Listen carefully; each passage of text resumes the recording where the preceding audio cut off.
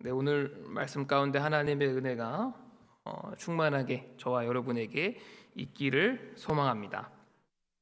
달이 참 예쁩니다. 밖에 달 보셨어요? 예, 그 일본 사람들은요 좋아한다는 말을 잘 못한대요. 남사스러워서. 그래서 뭐라고 하냐면 달이 참 예쁩니다 이렇게 말하면 좋아한다는 말이에요. 이게 젊은 애들이. 저희도 한번 해볼까요? 좋아한다고 하면 남사스러우니까 옆 사람한테요 달이 참 예쁩니다 해봅시다. 달이 참 예뻐요. 네, 이 정도는 할 수 있죠. 네, 좋은 표현입니다. 달이 참 예쁩니다. 안 좋아하는 사람 앞에서는 하면 안 돼요. 착각하니까. 좋아하는 사람 옆에서. 네, 오늘은 용기의 근원이라는 제목으로 같이 말씀을 나눠보려고 합니다. 세상을 살면서 우리는요 때로는 아니면 상당수 많은 부분이요 용기가 필요합니다. 용기가 필요합니다. 용기라는 것은 무엇이냐면 대상이 있어야 됩니다. 대상이 있어야 되는데 빌런, 즉 대적이 있어야 되죠. 이 대상을 겁내지 않는 마음을 용기라고 합니다. 그러니까 이게 겁내지 않는 척을 한다거나 나는 실제 겁나는데 아니라고 얘기하고 자신을 속이는 게 아니라 실제 진짜로 진실로 겁이 나지 않는 상태를 용기라고 합니다. 근데 우리 인생을 살면서 얼마나 이 생사고락이 많습니까? 용기가 필요한 순간은요 정말 우리 인생에 많이 펼쳐지더라는 것입니다. 특히 더 나아가서는 신앙인인 나, 그리스도인인 나는요 용기가 굉장히 필요합니다. 이 세상 속에서 내가 그리스도인이라는 신앙의 정체성을 지키기 위해서는 용기가 필요하죠. 용기가 필요합니다. 이 용기라는 것을 상실해 버리면 나는 어떤 세상과 적절하게 타협을 하게 살게 되고, 그리고 이 세상 속의 많은 문화와 가치관과 시대 속에 그냥 같이 녹아 들어가서 살 수밖에 없는 구조가 돼 버린다는 것입니다. 그래서 용기라는 것이 있어야 내 삶의 어려움도 해결할 수 있고, 그리고 또한 신앙인의 정체성과 절개도 지키면서 살아갈 수 있다는 겁니다. 그래서 아까 이야기했듯이 용기란 무엇이냐? 겁이 없는 상태를 말합니다. 겁이 없는 상태. 그래서 우리에게 지금 필요한 건 무엇이냐? 겁 없는 그리스도인이 필요합니다. 겁 없는 그리스도인 말입니다.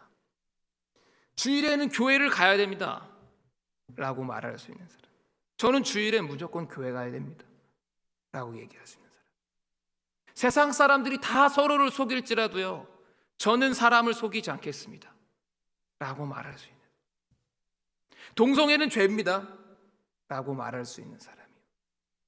수많은 우리가 하는 세상에 있는 선포들은요 다 용기를 필요합니다.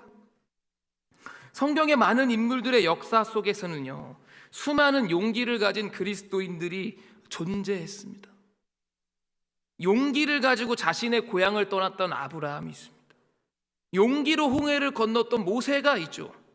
그 용기로 부정한 음식을 거절했던 다니엘이 있습니다. 또 용기로요 로마의 황제 앞에서 복음을 전했던, 결박된 채로 복음을 전했던 바울이 있습니다. 이 구약에 있는 수많은 선지자들이요 그 용기를 가지고 죽음 앞에 맞서 싸워가면서 복음을 전하고 세상의 그리스도인의 정체성을 지키며 살아갔다는 것이죠. 그 용기가요 이 성경을 통해서 우리에게 지금도 전해지는 것입니다. 그래서 우리도 또한 필요한 것이 무엇이냐? 용기입니다. 용기 있는, 겁 없는 그리스도인, 겁 없이 사는 그리스도인, 그 정신이요 그 용기가 오늘날 우리와 또한 나의 자녀에게 반드시 필요하다는 사실입니다. 여러분, 그렇다면 이 성경의 인물들은요 어떤 것을 용기의 근원으로 삼았을까요? 이 용기가 생기게 된 뭔가 모티베이션, 동기부여가 있었을 거 아닙니까? 뭔가 근원이 있었을 겁니다. 용기를 가질 수 있게 하는 무언가가 이들에게 분명히 있었겠죠. 그것이 과연 무엇일까요? 하는 내용입니다. 오늘 본문의 다윗은요 용기가 무엇인지 우리에게 보여줍니다. 용기가 무엇인지 아주 자세하고 명확하게 설명해 줍니다. 보여줍니다. 그 용기의 근원이 오늘의 이 사건 속에 등장하고 있습니다. 오늘 본문 1절을 같이 읽어보겠습니다. 시작. 다윗과 그의 사람들이 사흘 만에 시글락에 이른 때에 아말렉 사람들이 이미 네겝과 시글락을 침노하였는데 그들이 시글락을 쳐서 불사르고. 아멘. 오늘 본문의 배경을 설명드리겠습니다. 배경이 조금 기니까요. 잘 집중해서 들어보세요. 이 본문의 배경을. 배경은 이렇습니다. 이 다윗이요, 사울을 피해서 도망 다닙니다. 거의 24년, 25년 정도를 피해 다닙니다. 다윗이 14살 때부터 14살에서 16살 때부터 사울을 피해서 40살의 왕이 됩니다. 자신의 인생의 청년기를 사울을 피해서 도망 다니는 삶을 살죠. 그러다가 이 사울을 피해서 도망 다니다가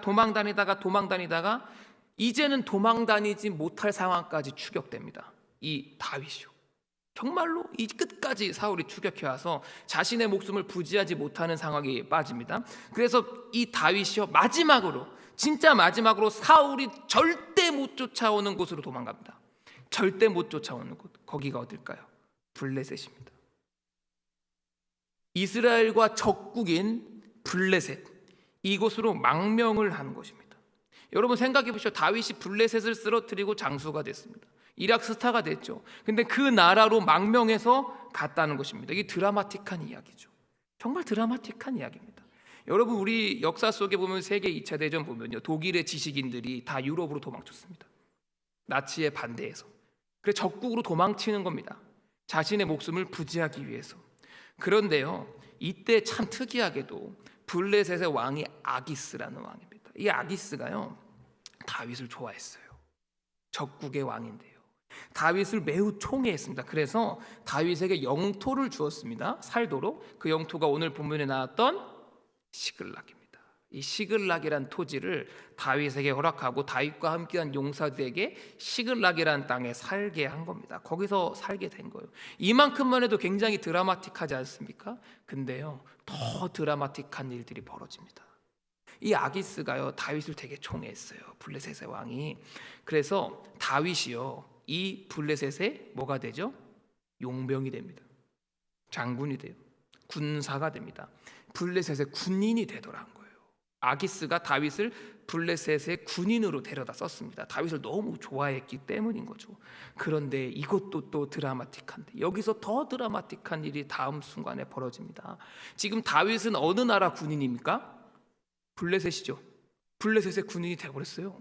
블레셋의 장수가 되어버렸습니다. 근데 이 블레셋이 결국엔 누구랑 싸우죠? 이스라엘과 싸웁니다. 이스라엘과 전쟁을 하게 되는 상황이에요. 근데 여기서 더 드라마틱, 아기스가 누구를 전장에 내보낼까요? 다윗입니다. 다윗을 전쟁에 내보냅니다. 이스라엘과 싸우는 전쟁이었어요.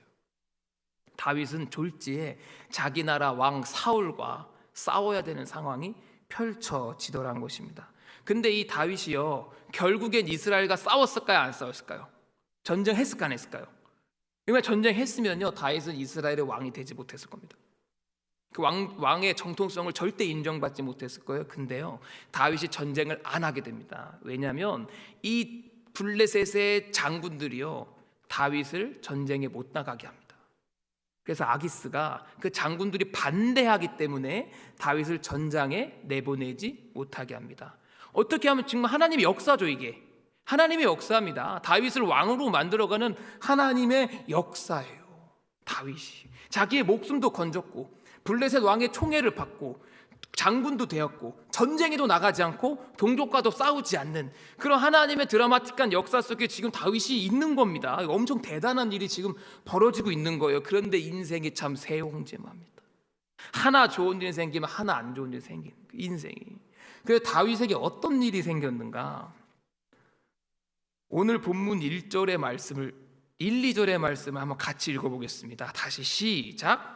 다윗과 그의 사람들이 사흘 만에 시글락에 이른 때에 아말렉 사람들이 이미 네겝과 시글락을 침노하였는데 그들이 시글락을 쳐서 불사르고 거기에 있는 젊거나 늙은 여인들은 한 사람도 죽이지 아니하고 다 사로잡아 끌고 자기 길을 갔더라. 아멘. 지금 아말렉 사람들이요, 블레셋 시글락을 쳐들어간 겁니다. 다윗이 없을 때 전쟁에 나갔다가 돌아올 때. 그래서 다윗이요, 전쟁을 하지 않고 자기에 있었던 영토 시글락에 돌아와 보니까 세상에 자기와 자기 부하 군인들의 가족들이 다 납치되고 없어지고 그 영토는 시글락은 다 불타버린 겁니다. 참 힘든 일이 생겨버렸어요.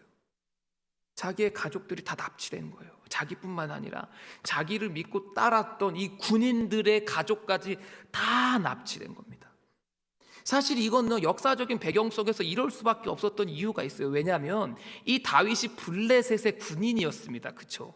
블레셋의 군인이었는데요, 아기스의 환심을 샀었어야 됐어요. 그러다 보니까 전쟁을 해서 공로를 세워야 되지 않습니까? 그런데 이 다윗이 자기 나라 동족 이스라엘과 전쟁에서 공로를 세울 수는 없잖아요. 그래서 아말렉을 쳐들어가요. 그리고 히브리인을 쳤다, 이스라엘을 친 것처럼 거짓말을 합니다. 그래서 아기스의 마음에 들기 시작한 거예요. 아, 네가 니네 동족하고도 싸우는구나. 사실은 아말렉하고 싸운 건데. 그러니까 아말렉 사람들은 이게 싫잖아요. 그래서 다윗이 없을 때 시글락을 쳐들어간 겁니다. 그래서 시글락을 다 초토화시켰습니다. 자, 다윗 돌아왔는데, 하나님의 역사 속에서 돌아왔는데 보니까 가족도 없고 집도 다 불타고 아무것도 없는 이 처참한 상황에 다윗과 함께한 이 식솔들 군인들의 마음은 어땠을까요? 이게 4절에 되어 있습니다. 4절에 간단하게요. 다윗과 그와 함께한 백성들이 울 기력이 없도록 소리 높여 울었더라.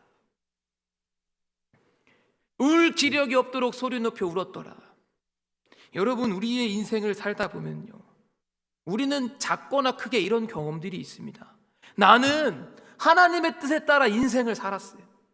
하나님의 명령에 따라 인생을 살았어요. 때론 하나님의 지혜로 살았고, 때론 하나님께서 주신 인간관계들을 만나가면서 나의 어려움들을 하나하나씩 해결하면서 힘들었던 일, 쉬웠던 일을 반복하며 살아가는데 어느 날 내가 감당할 수 없는 일이 생기는 거죠. 하나님, 이건 아니잖아요. 내가 가진 모든 걸 잊어버린 거죠. 다윗이 가족과 영토 빼면 뭐가 있나요? 아무것도 없어요. 다윗은요, 내 가진 모든 것을 다 잊어버리고 다 상실해버리고 절망의 나가락으로 떨어졌던 경험들, 정말로 깊은 터널 속에 들어갈 수밖에 없는 그 날들, 여러분들은 경험해 보신 적 있으시죠? 저와 여러분들 모두 조금씩은 또는 깊게 그런 경험들을 해보신 적이 있었을 겁니다. 내가 가진 모든 것을요 다 잃어버렸을 때, 아무것도 안 남았을 때, 내 삶에 기쁘고 슬픈 일들 엔간해선 넘어갔지만 내가 넘지 못한 어려운 일이 나에게 탁 다가올 때가 있더라는 거죠. 그런데요, 이 상황에서 이것도 힘든데 사실은 더 사면초가 같은 일이 생깁니다. 다윗을 따랐고요, 다윗과 함께 망명했고요, 다윗이 이 싸움을 잘하고 잘 나가는 다윗을 따라다녔던 이 백성들이요, 이 군인들이요, 용사들이요, 백성들이요, 다윗을 죽이려고 합니다. 돌로 다윗을 쳐 죽이려고 합니다.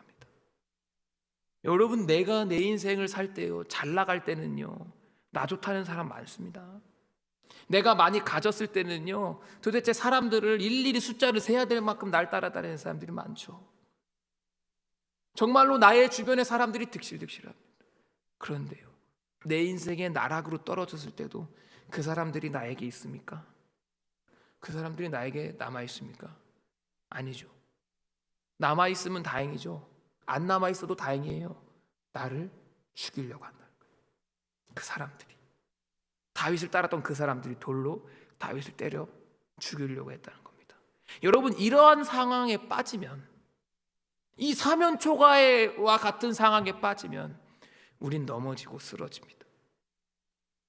방법이 없죠. 방법이 있습니까? 다윗이 어떤 방법이 있습니까? 그런데 그런 상황에 다윗에게는요 용기가 생겼다는 거예요. 이게 굉장히 중요한 내용입니다. 다윗이 갑자기 용기가 생겼더라. 다윗이 용기를 얻었더라. 6절의 말씀을 같이 읽어보겠습니다. 시작.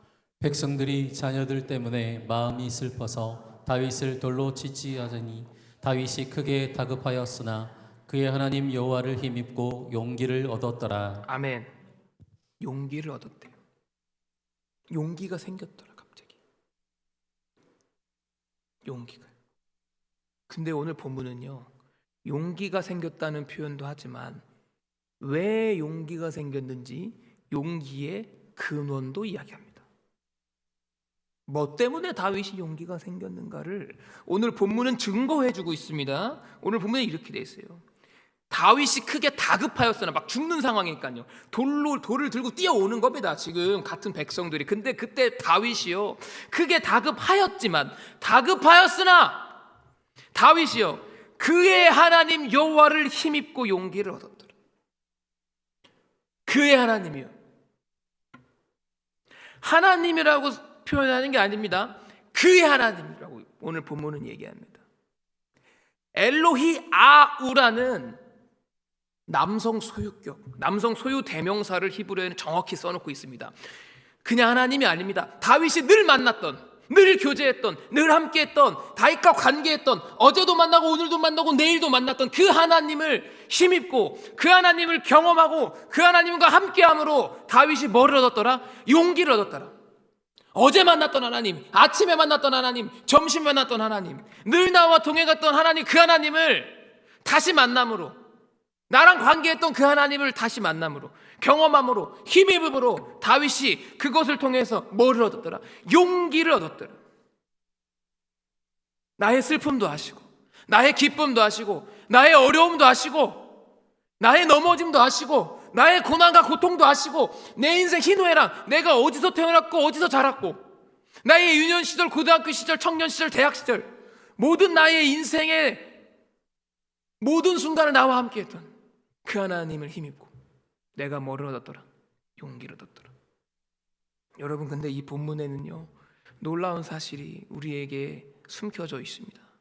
여러분, 오늘 6절에는요, 하나님께서요, 해결책을 주시지 않았어요. 그렇죠? 이 6절에는요, 하나님은요, 어떤 해결의 방도도 주시지 않았습니다. 이렇게 해라 저렇게 해라를 6절에는 주시지 않았다는 거예요. 그걸 8절에 주십니다. 8절의 말씀을 같이 읽어보겠습니다. 시작. 다윗이 여호와께 묻자와 이르되 내가 이 군대를 추격하면 따라잡겠나이까 하니 여호와께서 그에게 대답하시되 그를 쫓아가라. 내가 반드시 따라잡고 도로 찾으리라. 아멘. 여러분, 오늘 제가 이야기하는 이 중요한 점은 뭐냐면 순서에 대한 부분입니다. 다윗은 어디에 용기의 근원을 두었는가, 무엇으로 용기의 근원을 삼았는가입니다. 주제는 다윗은요, 이미 8절에는 용기를 가진 채 하나님과 대화를 하는 겁니다.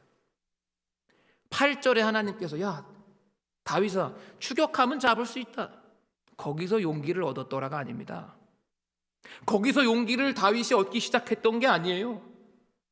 다윗은요, 하나님의 존재, 그분이 나와 함께 하심으로 용기를 이미 얻었더라는 거예요. 이게 놀라운 다윗의 인생에 있어서의 놀라운 하나의 사실입니다. 사랑하는 여러분, 내 삶에 어떤 신묘막측한 해결의 방법이 생겼다고 해서요, 그거를 용기의 근원으로 삼지 마십시오. 그거는 나에게 용기를 줄 수 없습니다. 하나님께서 심지어 해결책을 주셨다고 하더라도요, 하나님께서 주신 해결책이라도요, 그 해결책이 나에게 용기의 근원이 될 수 없습니다. 여러분, 해결책이 용기가 되는 게 아니라 해결책을 주신 하나님이 용기의 근원이 되는 겁니다. 때로는요, 하나님이요, 내가 마음에 드는 해결책을 주시지 않아도, 때로는 하나님이 잠잠하셔도 해결책을 주지 않아도요, 나는 용기를 얻을 수 있어요. 왜? 해결책을 주시는 하나님이, 해결할 능력 있으신 하나님이 내 편이니까. 그분이 나와 함께 하시니까 나는요, 그분만으로, 그분이 계심으로, 그분이 나와 함께 하심으로 나는 용기가 생기는 것입니다. 우리는 하나님께 해결책을 기도합니다. 저도 그래요. 하나님 해결해 주세요. 다급하지 않습니까? 상황이 급하죠. 다윗이 백성들이 돌을 들고 나한테 뛰어오는 것처럼 우리의 삶에도 그런 상황이 있지 않습니까? 일촉즉발의 상황들. 당연히 무릎 꿇자마자 하나님 살려주세요. 어떻게 해야 됩니까? 알려주세요. 기도할 수밖에 없는 상황이 우리에게 펼쳐진다는 것이죠. 근데 하나님은요, 이 순서를 반드시 지키십니다. 우리가 순서를 지키지 않아도 하나님은 순서를 지키세요. 하나님 반드시 용기를 주실 때요, 해결책으로 용기를 주시지 않습니다. 하나님 반드시 내가 너랑 함께한다. 두려워하지 마. 반드시 해결책 전에 신명아, 내가 네 옆에 있어. 내가 너랑 함께해. 두려워하지 마라 라고 말씀하십니다. 여러분은 이 구절이요, 이 마음이요, 이사야 41장 우리가 잘 아는 본문에 아주 정확하게 드러나져 있습니다. 이사야 41장 10절의 말씀을 같이 읽어보겠습니다. 시작. 두려워하지 말라. 내가 너와 함께함이라. 놀라지 말라. 나는 내 하나님이 됨이라. 내가 너를 굳세게 하리라. 참으로 너를 도와주리라. 참으로 나의 의로운 오른손으로 너를 붙들리라. 아멘. 저 본문은요, 바벨론 포로로 끌려가는 남유다 사람들한테 하나님께서 이사야 선지자를 통해서 하신 말입니다. 지금 포로로 끌려가는 상황입니다. 이제 남유다 사람들이. 하나님은요, 이 41장 10절에 어떠한 해결책도 얘기 안 하십니다. 포로로 끌려가지 마라. 끌려가도 밥은 먹게 해주겠다. 끌려가도 고생 안 하게 해주겠다. 어떻게 끌려가게 해주겠다. 이런 말씀 하나도 안 하십니다. 이런 말씀 하나도 안 하세요. 하나님은 그저 이렇게 얘기하십니다. 두려워하지 마라. 내가 너랑 함께한다. 놀라지 마라. 나는 너의 하나님이야. 네가 내 백성인 것도 많지만 내가 네 하나님인 것도 맞아. 그러니까 두려워하지 마. 여러분들, 우리 인간은 연약하기 때문에 당연히 하나님에게 해결책을 요구하는 게 당연합니다. 그런 따급한 상황은 당연하죠. 하지만 우리가 해야 될 일은요, 그 해결책을 용기의 근원으로 삼아서는 안 된다는 것입니다. 우리의 용기의 근원은 하나님이십니다. 하나님으로 나에게 용기의 근원이 돼야 될 줄로 믿습니다. 저는 목회자다 보니까 저의 일이 다 사역이지 않겠습니까? 사역을 또 하면 어려운 위기의 상황들이 의례껏 생기게 마련입니다. 그럴 때마다 목회자들은, 저는 기도할 수밖에 없습니다. 기도할 수밖에 없죠. 방법이 잘 세워지지 않기 때문이죠. 저에게 굉장히 중요한 경험이었던 것은, 제 온세대 예배라는 사역을 하면서 참 마음 가운데 제 스스로 하나님의 위로하심과 용기를 많이 얻었던 경험들이 있습니다. 이 온세대 예배의 사역을 감당하다 보면 정해진 기한 안에 작품을 만들어내야 되는 사역이기 때문에 늘 긴장과 어떤 어려움의 연속입니다. 해결해야 될 문제들을 해결해가면서 사역을 감당하는 것이죠. 그런데 어느 날 이 사역을 감당하던 중에 온세대 예배 초창기예요. 여러 장면 중에 한 장면이 배우가 나와서 혼자 동물을 3분 동안 해야 되는 장면이 있었습니다. 혼자 나와서 안무를 3분 동안 하는 거예요. 그런데 그 성도님께서 안무를 하시다가 리허설 전날에 다리를 다치셨어요. 발목을. 그러니까 걸음도 잘 걷지 못하는 상황이 발생한 거죠. 그래서 저는 앞이 캄캄했습니다. 방법이 없죠. 배우가 다쳤으니. 그런 상황에서 골방으로 들어가서 기도를 하는 겁니다. 어떻게 기도했냐면, 하나님, 아니 다음 날 예배를 드려야 되는데 오늘 다리를 다치게 하시면 어떡합니까? 방법이 없습니다. 하나님, 어떻게 하면 됩니까? 아니 이걸 어떻게 해결해야 됩니까? 하나님, 이렇게 기도했던 기억이 납니다. 그런데 하나님께서요, 저에게 제 마음 가운데 이렇게 말씀하셨어요. 제 마음 가운데, 신명아, 네가 두렵냐? 네, 두렵습니다. 하나님, 저 두려워요. 저 많이 두렵습니다. 근데 그때 하나님께서 저에게 한 가지 말씀을 해주셨고, 제가 그 다음 5세대 예배할 때는 꼭 그 마음을 품고 이 사역을 진행합니다. 저한테 되게 귀중한 말씀이었어요. 그 말씀이 뭐냐? 신명아, 두렵냐? 네, 두렵습니다. 괜찮아, 무대에는 내가 선다. 내가 무대에 설 거니까 걱정하지 마 라는 거예요. 내가 너랑 함께 한다는 거예요. 해결책을 주진 않았어요. 하나님이 무대에 서시는 게 해결책입니까? 그 해결책입니까? 하나님 무대에 진짜 쓰실 수는 없잖아요, 여기에. 그런데 그분은 저에게요, 그렇게 말씀해 주셨어요. 근데 그 얘기를 딱 들었는데 제가 하나님께, 알겠습니다, 하나님, 감사합니다 라는 용기가 주체할 수 없을 정도로 샘솟았어요. 해결책이 중요한 게 아니었어요. 그분이 나와 함께 하시면 내가 용기를 얻을 수 있구나. 내가 용기라는 게 내 안에 생기는구나. 굉장히 저에게 귀한 경험이었고, 그게 앞으로의 저의 공연과 예배 사역에 아주 중요한, 내가 무대를 만들고 하나님이 서신다라는 아주 중요한 모토가 제 안에 아로 새겨져 있습니다. 사실 여러분, 오늘 본문의 주인공인 다윗은요, 하나님으로부터 용기를 얻었어요. 그 존재만으로. 근데요, 이 다윗이요, 커서 그렇게 된 게 아닙니다. 어릴 때부터 그랬어요.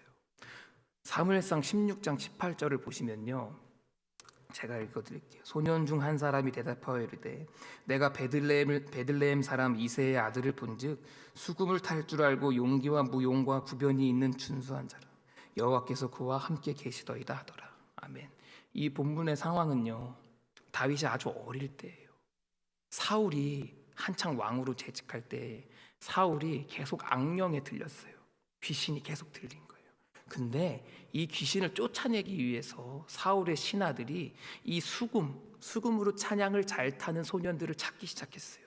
근데 사람들이요, 다윗을 추천하는 겁니다. 다윗이 잘한다, 수금을 잘 탄다, 악령을 쫓을 수 있다, 이렇게 추천합니다. 근데 이 다윗을 추천하면서 사무엘상 16장 18절이 그 추천사를 쓰는 장면이에요. 추천사는 뭐라고 썼냐? 소년 중, 이 다윗이라는 소년 중 한 사람이 대답하이르되 내가 베들레헴 사람 이새의 아들을 본즉 수금을 탈 줄 알고 용기와 무용이 뛰어나다. 용기가 있다, 이 소년은. 근데 용기의 근원도 얘기합니다. 뭐라고요?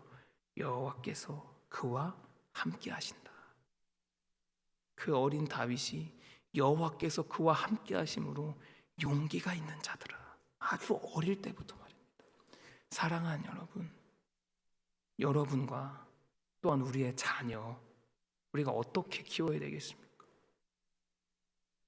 부모의 재산과 학력, 세상에서 가지고 있는, 내가 가지고 있는 어떤 무기와 능력치, 그게 용기가 될 수 있을까요? 아니요. 나와 내 자녀가 세상 속에서 어려움을 이겨내고 그리스도인의 정체성을 지킬 수 있는 용기는 하나밖에 없습니다. 그것은 하나님입니다. 그분이 나와 함께 하신다. 사랑하는 여러분, 혹시 성도님들 중에 어려운 상황에 계신 분이 계십니까? 터널 속에 들어가신 분이 계십니까? 사면 초가이신 분이 계십니까? 용기를 가지십시오. 하나님이 여러분과 함께 하십니다.